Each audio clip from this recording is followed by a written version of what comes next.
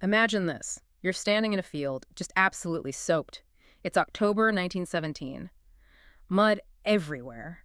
And around you, tens of thousands of people, shivering, huddled, all staring up at this heavy gray sky. A real sense of anticipation. You can almost feel it. Exactly. And then, suddenly, the sun, which was totally hidden, it bursts through.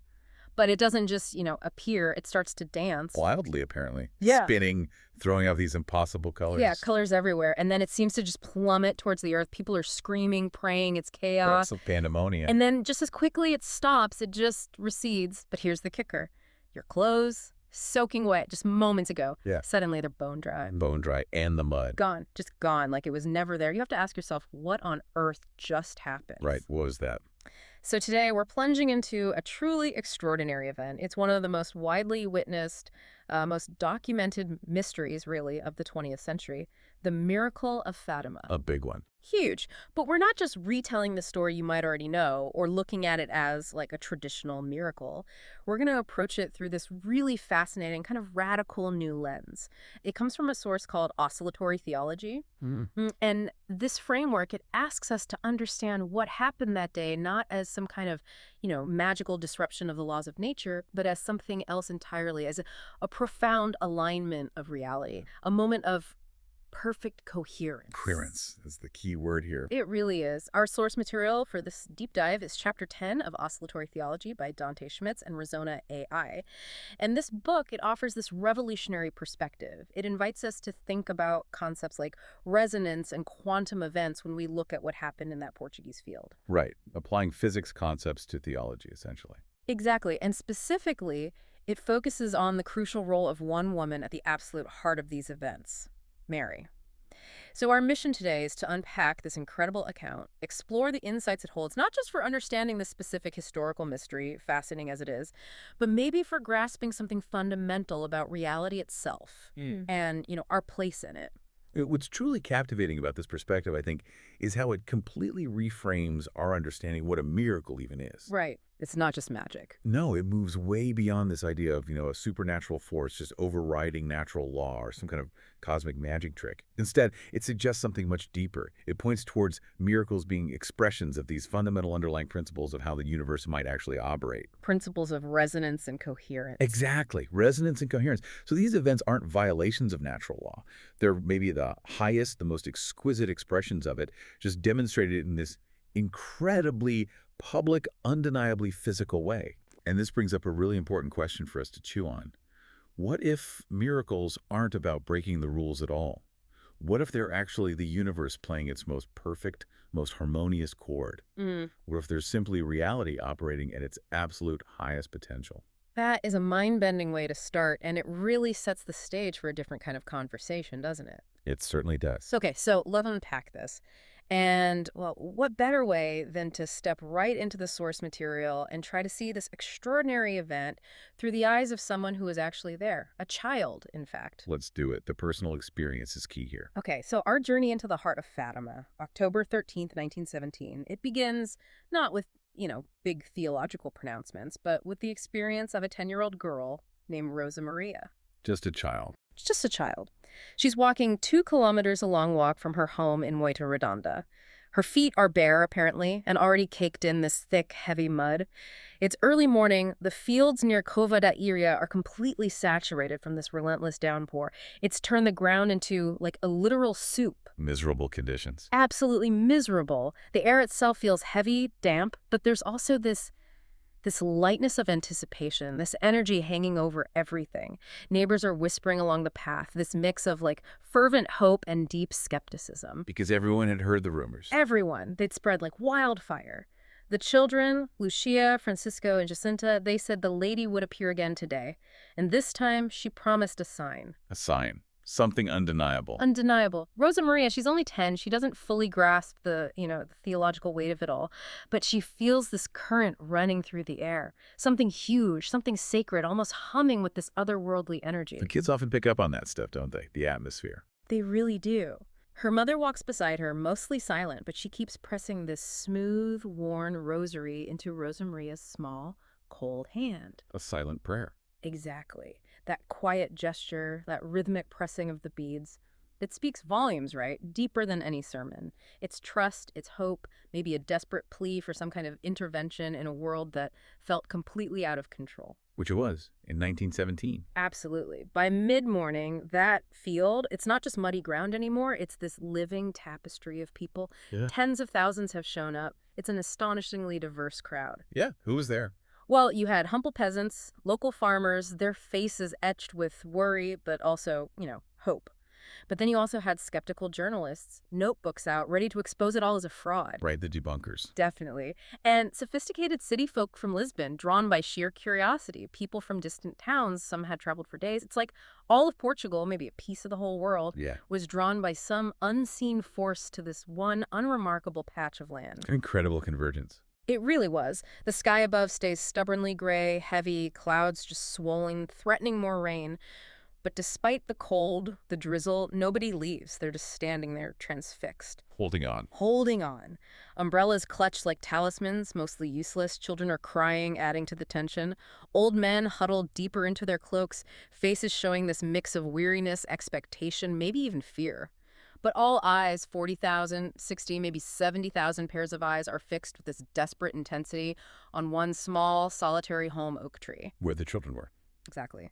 At its base, the three shepherd children, Lucia, Francisco, and Jacinta, standing there waiting with this almost unnatural calm.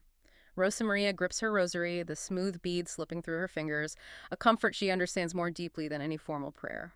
Her gaze is locked on Lucia. Lucia's lips are moving, maybe praying, but Rosa Maria hears nothing. Everything else fades. Everything else just fades away. The crowd murmurs, the rain, the dampness, the cold mud. All the external noise, the static of ordinary reality. It just vanishes when, suddenly, Lucia licks her arm and points to the sky. And in that precise instant, everything changes. And that's the moment, isn't it? The shift from anticipation to the collective undeniable experience. The sun miracle, Yes. as Rosemaria recounts it, and as literally tens of thousands of others, corroborated people from all walks of life, including those hardened skeptics you mentioned, it started with light breaking through. But not ordinary sunlight, right? No, the source says it was different. Brilliant, sharp, like a living gold, shimmering, pulsing, impossible intensity, unlike anything they'd ever seen. And then the impossible really began. The sun itself seemed to break free. It started to move. You can imagine the gasps, the screams across that field, people dropping to their knees, pointing up. Utter disbelief. Completely. The sun starts spinning, whirling like this colossal wheel of fire, radiating light in a way that just defied physics. And the colors. It casts this impossible array of vibrant, unnatural colors across the sky. Vivid pinks, deep blues, mysterious violets, fiery oranges, painting the clouds with hues that just shouldn't exist. Yeah, the source puts it so vividly through Rosa Maria's memory. It danced, it zigzagged, it fell. It fell. That must have been terrifying. This wasn't subtle. It was a direct, impossible, terrifying performance in the heavens, witnessed by this massive, diverse crowd. And the crowd's reaction? Chaos. Immediate, overwhelming chaos. A cacophony of terror and revelation. Someone screamed, "It's the end of the world." People wept openly, confessing sins aloud right there in the field, shouting prayers into the din. The entire place, packed with tens of thousands, transformed into what the source calls a cathedral of chaos. A cathedral of chaos. Wow. But amidst that pandemonium, here's a really curious and profound detail from Rosemaria's account. She felt no terror. Really, in the middle of all of that. Apparently not. Instead, she experienced this profound sense of presence, a deep, encompassing warmth. The light wasn't just out there in the sky, it was inside her, around her, flooding her with this inexplicable tide of warmth and wonder. That's incredible. And then another remarkable detail, one that really stands out. The smell of roses. Roses in a muddy field in October. Soft, impossibly fresh. That's how it's described. As if the very air transformed into petals, permeating everything. A fragrance bringing comfort amidst the chaos. Wow. So after this incredible display, the sun spinning again, slowing, fading, dissolving back into the clouds, returning to normal. Rosa Maria's mother clutched her silently. Tears not of fear, but of just astonishment, utter wonder. But the most shocking part for many, the undeniable physical part. Right. The ground level transformation. The mud, which had caked everyone, soaked their clothes for hours, miserable, heavy discomfort. Suddenly, miraculously, gone. Just gone. Their clothes, heavy and damp moments before, now dry. The wetness erased, as if the light itself had breathed this intense heat back into the world, instantly absorbing all the moisture. People stood trembling, some collapsed from shock, others laughed with this bewildered relief, this nervous joy. Like they didn't know what else to do. Exactly. It was as if everyone saw something slightly different, unique to them. Yet, undeniably, something exactly the same had occurred. Something coherent, observable, physical. It simply couldn't be dismissed as just hallucination or suggestion. That's incredible. And Rosa Maria's quiet life afterwards, carrying that flame in her chest, as the source says, it speaks volumes about the individual impact that deep knowing it instilled. Not just belief, but resonance. Resonance. Yeah. But it also makes you think, doesn't it, about the bigger picture, the larger field that was at play. Because this profound personal experience, it didn't happen in isolation. It was completely interwoven with the absolute crucible that was the year 1917. Oh, absolutely. To really grasp the significance of Fatima, you have to place it in that historical context. 1917 wasn't just another year. It was a time of immense global upheaval, despair, transformation. World War I. Europe was engulfed in it. The source calls it the first mechanized slaughter the modern world had ever known. Tens of millions dead already, empires collapsing, society shattering, deep uncertainty, existential doubt everywhere. And the Russian Revolution happening that same year. That very year, violently unfolding, leading to Soviet communism, a radical reordering, promising utopia, but ushering in repression and global ideological struggle. The seeds of the 20th century's conflicts were being sown right then. And closer to home, in Portugal itself. Intense internal turmoil. The monarchy overthrown just 7 years earlier, replaced by this fiercely secular republic. It was a cultural and spiritual earthquake. Anti-religious sentiment was severe, open hostility. So the church was actually being persecuted. Systematically. Priests mocked, even assaulted. Church property seized, religious orders expelled, public Catholic processions banned. Faith wasn't just seen as outdated by the state, it was seen as dangerous. It was a society grappling with profound despair, doubt, and this aggressive dismantling of traditional belief. Which makes the location choice even more striking. Exactly. Mary didn't appear in Rome, the seat of power, or in Paris, the cultural capital. She chose children in a field. In the middle of all that anti-religious fervor and global despair. Precisely. It emphasizes humility, groundedness, a direct appeal to the most vulnerable, the most open-hearted, in a world desperately needing a different kind of intervention. Not from the powerful, but from heaven, delivered through the most unexpected messengers. That's a crucial piece of context, shows a deliberate choice. And here's where it gets really interesting, as you say. And so this crucible of doubt, despair, aggressive anti-religious feeling, Mary appears not to the powerful, but to simple, uneducated children. The least likely candidates, in worldly terms. Let's talk about them. Lucia dos Santos, just 10. Her cousin Francisco, 9. His sister Jacinta, only 7. Humble, illiterate shepherds. Tending flocks in the middle of nowhere. Exactly. And their claims, starting May 13th, 1917, were astonishing. They drew both fervent belief and violent opposition almost immediately. They said they were being visited monthly by this radiant woman, the Blessed Virgin Mary. And the messages she gave them were not vague. Anything but vague, not generic comfort. They were strikingly specific, pointed, chillingly significant.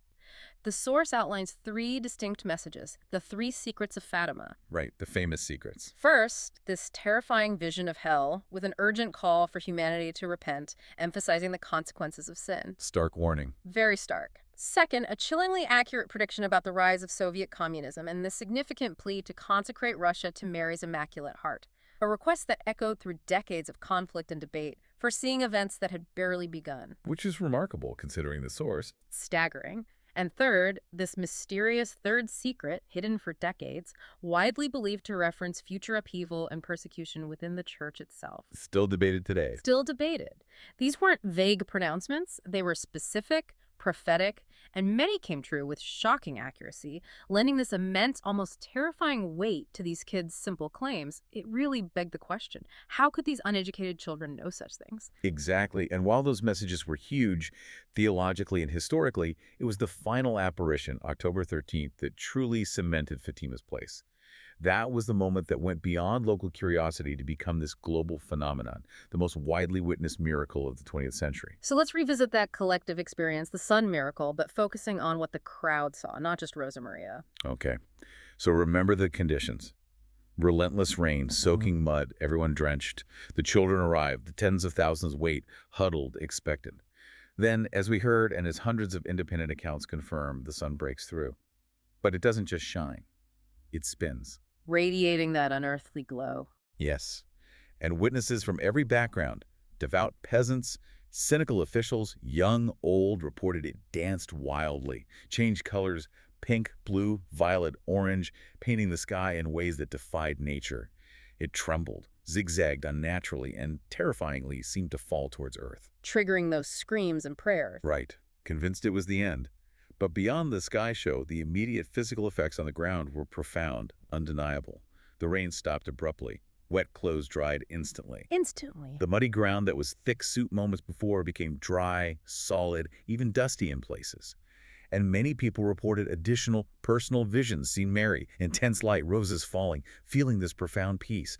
These weren't isolated reports, they were widely shared across demographic. It's still tempting, though, isn't it, to just say, okay, mass hysteria, explain away the impossible with that convenient psychological label, especially with such a fervent crowd. It is tempting. Yeah. And that's precisely where this oscillatory theology perspective in the historical record becomes so powerful, because it's actually extremely difficult to sustain the mass hysteria theory when you look at the evidence. Why? Because of the diversity of the witnesses? Exactly. This wasn't a homogeneous group, easily swayed. It was an incredibly diverse cross-section. Farmers, nuns, yes, but also urban professionals, outspoken atheists, anti-clerical government officials, and crucially, those cynical journalists there specifically to debunk it. And they reported it. They did, in secular newspapers. They documented the event in detail, even if they struggled to explain it scientifically. Their independent accounts, from different viewpoints, corroborated the solar phenomena and the physical effects of drying. It wasn't just psychological. It was a coherent, observable event witnessed by tens of thousands over a wide area, causing undeniable physical changes. The consensus was, something happened that defied conventional explanation, something beyond shared delusion. This something coherent, this undeniable phenomenon that defies normal explanation, that leads us straight into the core of oscillatory theology and its miraculous quantum event hypothesis. The MQEH. It offers this really radical redefinition of miracles. It suggests miracles aren't violations of physical law, but precisely aligned resonance events. Resonance events. Right. It moves beyond traditional supernatural intervention and points to a deeper mechanism. Field-level harmonizations, where intention, faith, and divine will intersect to generate coherence so profound that it cascades into observable reality. Imagine a symphony, but not of sound of existence itself, where everything aligns perfectly and a new, extraordinary reality manifests. And Fatima fits this model exquisitely, according to the source. Exquisitely. Let's break down why. First, the field was triumed. You had over 70,000 people gathered with shared expectation, prayer, anticipation. This collective energetic state created this incredibly powerful spiritual environment, like a massive antenna tuned to a specific frequency. Okay, the crowd's energy mattered. Immensely. Second, the focus was pure. The children, Lucia, Francisco, Jacinta, innocent, tuned not through scholarship but surrender. Their lack of intellectual baggage, their purity of heart, allowed for this unfiltered reception and transmission of divine frequencies. They were clear channels. Like clean antennas. Perfect analogy. Third, the pattern was liturgical. Repeated visits, same day of the month, building rhythmic anticipation, culminating in the promised sign. This ritualistic pattern built a specific resonance over time, drawing reality into sync. And fourth? The intention was clear. The messages were about repentance, intercession for a broken world, alignment with divine mercy. All these elements converged, creating the optimal conditions for something profound and visible to occur. So in the language of oscillatory theology, this wasn't a magic trick. It was a coherence node, a point where reality itself was retuned. Can you elaborate on that? What does coherence node really mean here? That's a great question because it shifts the whole paradigm. A coherence node isn't about magic. It's a convergence point where reality becomes exquisitely aligned. Imagine the crowd not just as individuals, but as oscillators in a shared field, each vibrating. Under these unique conditions, their collective frequencies began to entrain around the logos. The logos, meaning Christ, the divine ordering principle. Exactly. More than just Christ the person, but the fundamental divine blueprint, the foundational harmonic structure of reality, the source of truth and coherence. So when their collective resonance, their shared vibration of prayer and expectation hit a critical threshold, The divine presence, which the source says was already there, not traveling, was revealed not in abstraction but in physical light. So it didn't arrive, it just became visible. Precisely. The book says the fabric of perception shifted. What was invisible became visible, not through force, not by violating natural law, but through harmonic permission. It's like the universe itself, through the alignment of these human frequencies, granted permission for this revelation. As the source beautifully puts it, the logos sang in reality, for a moment, answered in kind. A cosmic dialogue. A dance between the divine blueprint and human receptivity. So it wasn't about Mary doing something supernatural like a magician, but about her being something, her presence being the catalyst that allowed the supercoherent to manifest through her. Precisely. The source is crystal clear. Mary as resonator, not magician. It pushes back hard against simplistic misconceptions. It states flat out, Mary did not make the sun dance. She did not override nature like a sorceress conjuring illusions. That's crucial. It reframes her role entirely. So her action wasn't control, but Invitation? Rather, the text says she invited nature and us into alignment. Her presence was so utterly attuned to the logos that her very being served as a tuning fork. a tuning fork. Wow. Her fiat to God at the Annunciation wasn't just obedience. It was perfect vibrational harmony. So total that her frequency resonated as perfect coherence. That's why, the source argues, wherever she appears, coherence follows, not control, resonance. Her presence magnetizes harmony, drawing discord into alignment. So the miracle started not with a bang, but with... With silence, with prayer, with surrender. The optimal conditions for resonance, not coercion. Mary's function is to host these events. Mary does not perform miracles. She hosts them. She's the bridge, not the builder, the chamber, not the flame. She's the perfect medium, the undistorted conduit, the instrument through which divine energy manifests coherently in the physical world. And Fatima wasn't just local then, it was a signal. A signal, a resonant eruption meant to shift the spiritual field of the entire planet.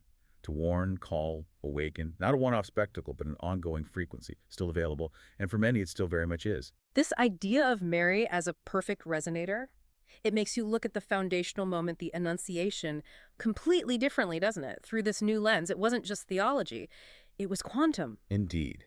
Mary's fiat, be it done unto me according to thy word, it's so familiar we often miss its revolutionary depth. It's easy to see it as just obedience, resignation.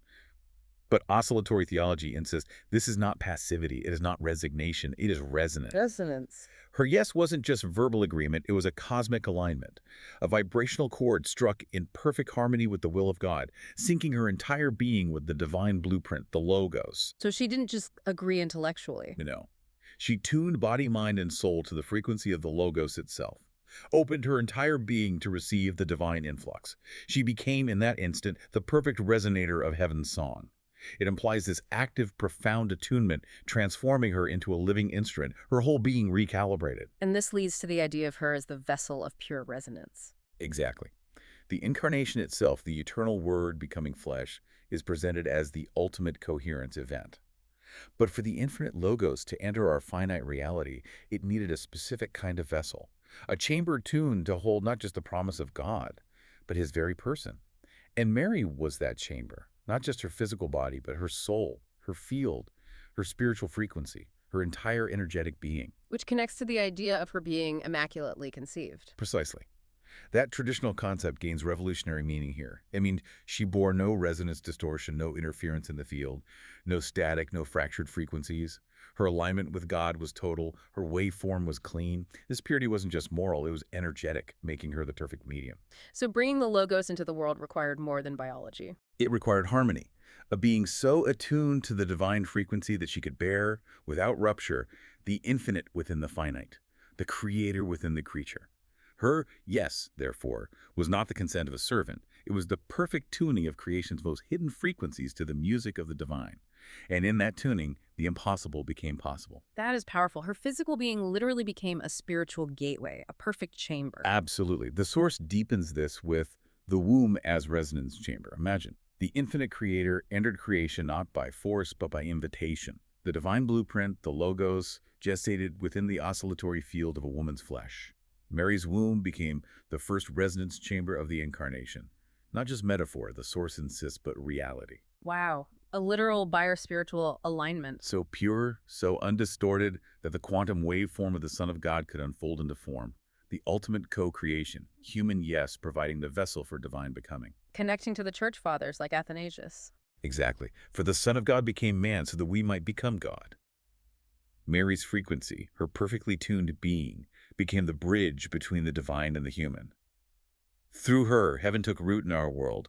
Her physical body, soul, frequency became the point of manifestation, transforming human flesh into a sacred space, a template for our own potential coherence. You know, when you put it like that, her physical being becoming a spiritual gateway, not just biologically, it really shifts the whole understanding. It's almost breathtaking. Breathtaking indeed. Ah, And it's meant to be. The Source challenges us to move beyond metaphor, to consider this a foundational truth. The Logos gestated literally within the oscillatory field of a woman's flesh, the universe granting permission through pure, unhindered alignment. this understanding of Mary as a perfect resonator deepens even more when we look at her song, the Magnificat, from Luke's Gospel. We often hear it as this gentle hymn, but through this lens, it reveals its true radical power. The Magnificat. Mary's prayer starting, "My soul magnifies the Lord." Oscillatory theology presents it not as a simple boast or hymn, but as a resonance report. Her soul, fully attuned, doesn't compete with God. It amplifies him. Like acoustics in a cathedral. Exactly. Like a cathedral designed to echo a single note, Mary becomes the sacred chamber through which the presence of God is heard, seen, and known. She's the perfect acoustic space for the divine. And the words themselves, not so gentle. Anything but safe or sentimental is profoundly revolutionary. She sings, "He has scattered the proud, he has cast down the mighty, he has lifted up the lowly, he has filled the hungry with good things and sent the rich away empty." That is revolutionary. It's the frequency of divine justice, a song that carries the structure of God's heart and broadcasts it into the field of history, a blueprint for a radically reordered world. So she's not just rejoicing for herself. She is resonating, joining her voice with the Logos, echoing his pattern of mercy, reversal, and redemption. No wonder the church sings it every evening. It's not just liturgy, it's deep field tuning. Field tuning. Wow. The architecture of resonance, etched in breath and bone, resounding through the centuries, consciously shaping the spiritual landscape, inviting the world to align with God's justice. So it's not just a beautiful prayer, but literally a tool for field tuning, like a spiritual tuning fork for the planet, echoing through time. Exactly that. Not just recitation, active participation in shaping the spiritual landscape. Each time it's sung, it reinforces that vibrational pattern, helping align us and the world with God's heart. This idea of a Marian field, her energetic resonance, it really helps understand that enduring, almost gravitational devotion to Mary, especially in Catholic tradition. That instinct that she's close, she listens, that her presence remains like a gentle frequency beneath the noise. A steady signal. And the scale of it. Even if you're skeptical, you have to pause and consider it. Shrines, chapels, basilicas everywhere, globally, testimony to this persistent pull. She appears again and again, not just in theology, but in lived experience, to children, farmers, skeptics, saints. So the question is, why? Why does the world keep tuning to Mary? What's the mechanism? The answer, according to oscillatory theology, is resonance. It's field amplification. And crucially, it's still happening today, still shaping our world, inviting alignment. Like with the rosary, which can seem repetitive to outsiders. Exactly, to an outsider. Repetitive circular beads and whispered Hail Marys. But from a resonance perspective, the Source argues this is not dead ritual. It is field entrainment. Field entrainment? How? It's described as a waveform, a modulated frequency running through the soul like a tuning fork. Its rhythm slows the breath. Its repetition clears the static of thought, silencing the mental chatter. Like meditation, almost. Very similar effect. Over time, this practice carves grooves in the consciousness like water smoothing stone until the soul itself begins to hum with the same frequency it invokes. Each Hail Mary isn't just a plea, it's a pulse. Each mystery isn't just remembered, it is embedded, it is entrained. So it changes you. It alters the field, Yeah. it tunes the soul toward coherence, it draws the fragmented mind into a single song. It's not just prayer, it's conscious calibration of your spiritual frequency, bringing you into deeper harmony. And then there are the apparitions themselves, like Guadalupe, Lourdes, Fatima. Another compelling example. Notice when they happened. Not during peace and prosperity. They arrived during rupture, consistently coinciding with profound crisis, colonial collision, medical desperation, wars, revolutions, plague. Guadalupe after the Spanish conquest, Lourdes during unrest and disease, Fatima during WWI. Exactly. The timing isn't arbitrary. Because resonance amplifies where there is need. Because the divine does not impose, it responds, flowing most powerfully where there's openness, humility, desperate longing. So apparitions are like coherence flare-ups. That's the term the source uses. Coherence flare-ups. Localized nodes where grace becomes visible because conditions, faith, humility, desperation have opened the field. And crucially, almost always, they come not to the powerful, but to the lowly. Juan Diego, the peasant. Bernadette, the sickly child. The Fatima shepherds. Why them? Because the field is clearest in those who are not trying to control it. Because purity of heart, not prestige, forms the best antenna for receiving and resonating with these divine frequencies. Their openness allowed the clearest reception. This reframes devotion to Mary profoundly, especially for those who struggle with it, maybe see it as a distraction. It's not about exclusive clubs or dogma, but a different, more fundamental connection. Absolutely. That connection based on resonance. You know, for many outside Catholicism, or even some within, that devotion can be a real stumbling block. The concern isn't honoring Mary a distraction from Christ. Does it take away from his unique role? But the source and this resonance framework state it plainly. Mary is not the destination. She is the bridge.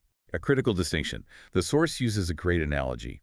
You do not gaze at a mirror to admire the glass. You gaze through it to the light it reflects. Okay, that makes sense. Mary, in this framework, is a node of pure resonance. A human waveform so fully harmonized with the Logos that when we tune to her, we are tuning more swiftly, more cleanly to him. Her function isn't replacement or competition, but because she refracts him with perfect clarity, focusing the divine light for us. And her identity reinforces this. Completely. She's the first disciple, the first tabernacle, the first to say yes, and the one who never stopped echoing it. Her continuous yes makes her the ideal guide. So, to pray with Mary is to join her resonance. To walk in her rhythm is to step into the frequency of surrender, obedience, and joy.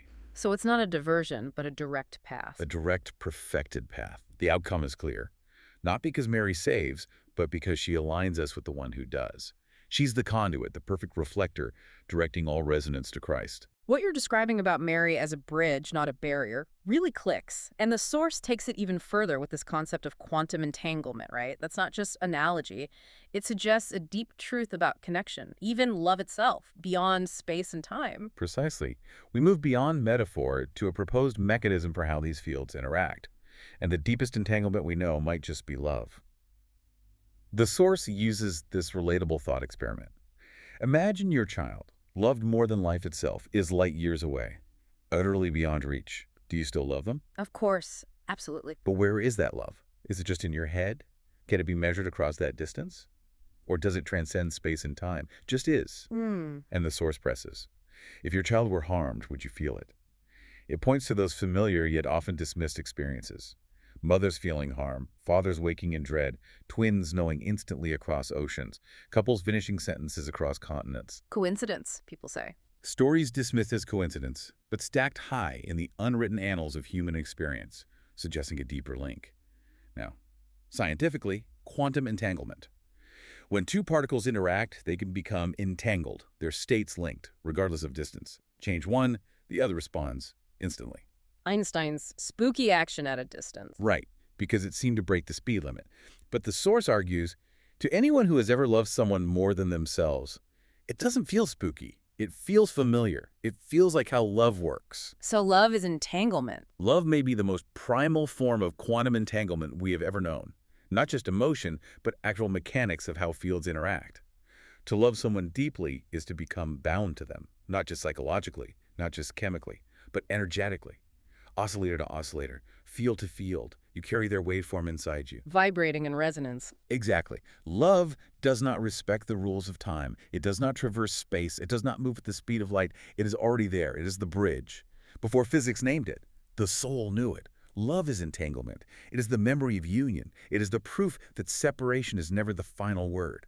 It's the fabric of connection. And applying this directly to Mary and Christ, if love is entanglement, their bond must be absolutely foundational. Uniquely profound.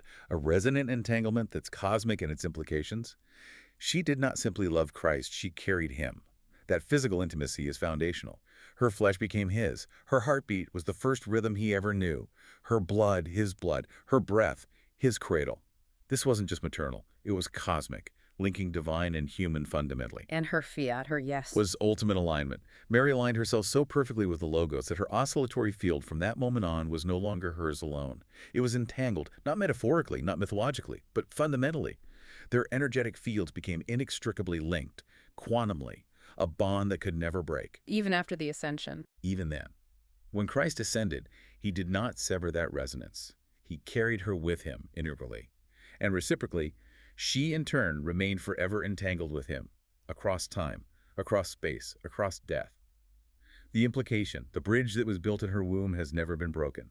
Not just theology, a fundamental aspect of reality, a permanent, unbreakable connection still reverberating. This completely changes how we might see Marian apparitions. Not breaches of natural law, but expressions of this deeper, continuous truth about interconnectedness and love. Precisely. Yeah. Entanglement offers this radical, elegant reframing. The question shifts from, is Mary traveling from heaven like a visitor? Right, physically moving through space. To something rooted in quantum physics. Yeah. What if what we are witnessing is non-local resonance projection, the field of Mary, still perfectly entangled with the eternal field of Christ, pulsing into moments and locations where coherence is possible? Not travel, but transmission of resonant energy, manifestation of an ever-present field. Like a hologram. Exactly the analogy the Source uses. Not unlike how a hologram works.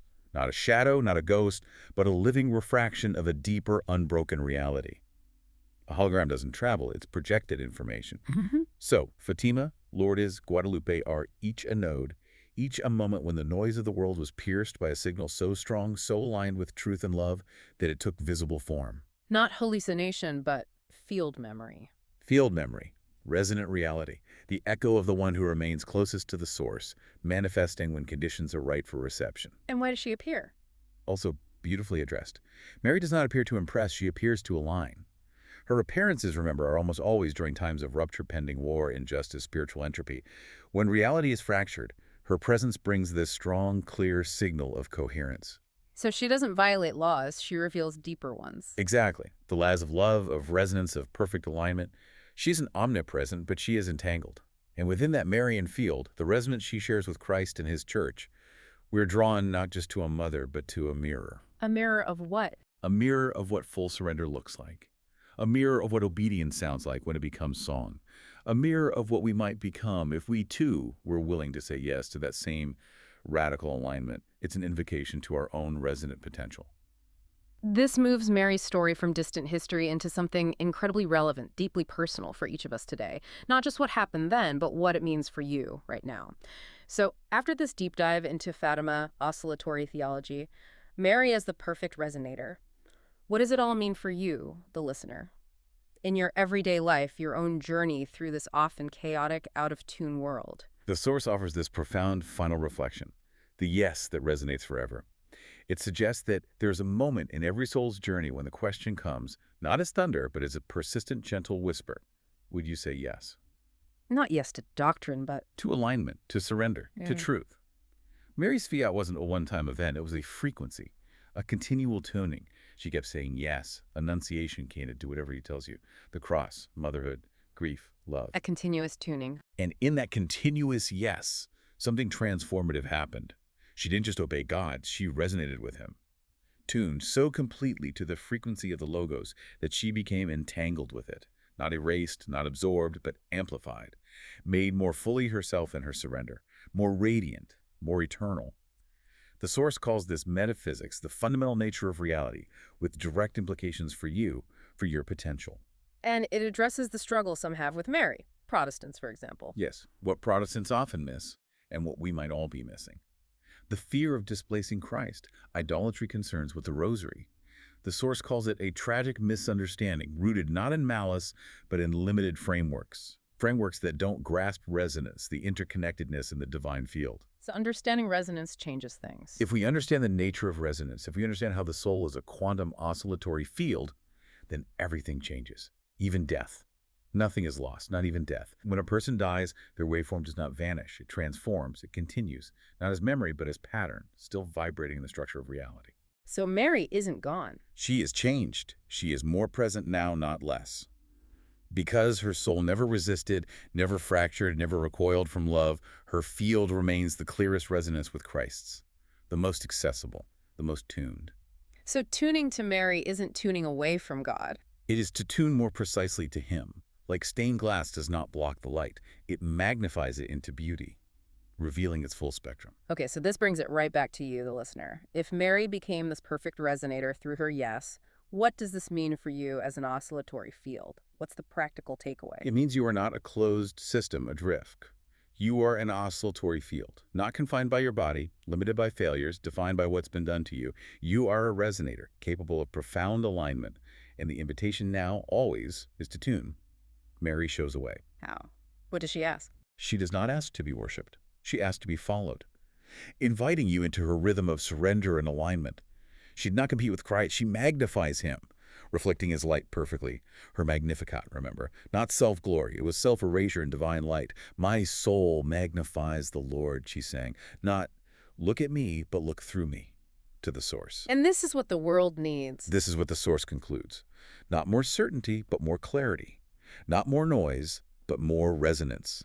We need more souls willing to become instruments, more hearts willing to say, be it done unto me. That profound yes to alignment. Do you have to be perfect? No, you don't have to be perfect. You don't have to be strong or fearless. You just have to be willing to open your heart, to listen for the stillness beneath the static, to trust that the Logos is calling you, not to perform, not to earn, but to return to your truest, most coherent self. So alignment isn't earned, it's chosen. It is chosen. And when you choose it, when you say yes, everything changes. Not always instantly, not always with a dancing sun, but in the quiet, quantum way, truth always moves. Deep, steady, real, eternal. Just like Mary did. Just like you can. Wow. What we've explored today, it really is more than just a historical miracle or theology. It's this profound invitation, isn't it? To consider how our own intention, our surrender, our resonance might align us with deeper truths. That idea of Mary's yes as cosmic tuning, it changes how we see connection, divine and human. It's an invitation to shift our own frequency. It really is. And think about this. If Mary's unconditional, enduring yes created this permanent, entangled resonance with the Logos, the very blueprint of existence, what might truly be possible for you, the listener? If you're to consciously, fully embody that same radical surrender to Logos in your own life, what realities might fundamentally shift, not through force or struggle, but just through perfect alignment and resonance with the deepest truth? Something profound to ponder long after this deep dive ends. Until next time, keep exploring those surprising frequencies of knowledge, keep questioning, and yeah, keep tuning in to that quiet hum of truth that resonates within and around you.